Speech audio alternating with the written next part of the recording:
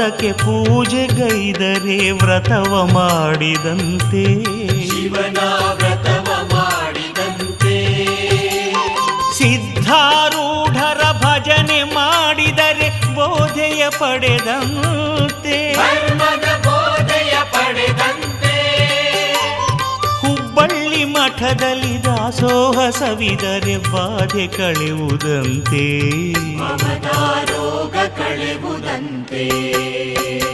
ತಾಳ ಹಾಕುತ್ತಾ ಶಿವ ಶಿವ ಎಂದರೆ ಮಂತ್ರವ ನುಡಿದಂತೆ, ಶಿವನ ಮಂತ್ರವ ನುಡಿದಂತೆ. ಓಂ ನಮ ಶಿವಾಯ ಎಂದರೆ ಸಾಕು ಗುರುವು ಒಲಿವನಂತೆ.